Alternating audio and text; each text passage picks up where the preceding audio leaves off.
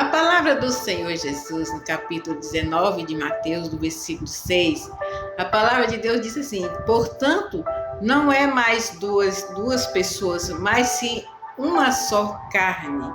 Porque quando Deus une alguém, quando une duas pessoas, aquilo ali, ninguém pode separar aquilo que o Senhor Deus uniu. Então, aquele casamento de duas pessoas se torna em uma, porque o nosso Deus então ali, como o Senhor Deus falou, que passa a ser uma só carne, de marido e mulher passa a ser um só. Então, o que eu quero dizer assim, porque muitas das vezes, principalmente nos tempos que nós estamos vivendo hoje, está havendo uma dificuldade muito grande para a gente manter assim, um casamento de verdade. Porque para a gente viver a dois, em duas pessoas, igual a Bíblia diz, em uma só carne, precisa de haver duas coisas também, precisa de andar junto, que é o amor e o respeito. Se não tiver o amor e nem o respeito, dificilmente esse casamento ele vai prevalecer. Porque para ele prevalecer, precisa de ter essas duas coisas, o amor e o respeito. E os desrespeitos, a maioria vem do lado dos homens. Porque muitas das vezes os homens, na verdade, eles usam muito de desonestidade nessa parte aí, de infidelidade. Porque eles dizem logo que ele não consegue ser fiel. Isso aí a gente sabe que não. Então, a maioria do que está havendo nos casamentos, isso vem dos homens. A infidelidade vem deles. E então isso aí, essa fraqueza aí, o inimigo ele já descobriu essa fraqueza aí do lado dos homens. E aí é por aí que não está mais havendo casamento.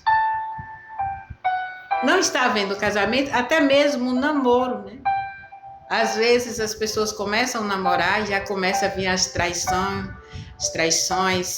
as infidelidades, e ali começa a não dar mais certo.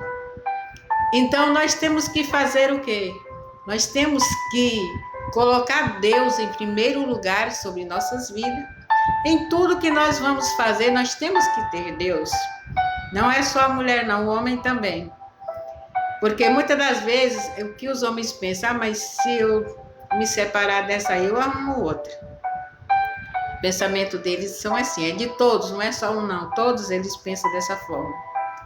E não é assim que Deus pensa. O que Deus pensa assim, que se nós casarmos, então aquele nosso casamento, ele precisa que ser enquanto vida nós estiver, que somente a morte pode nos separar. Porque o que Deus deixou escrito na Bíblia, porque o que pode separar um casamento é a morte.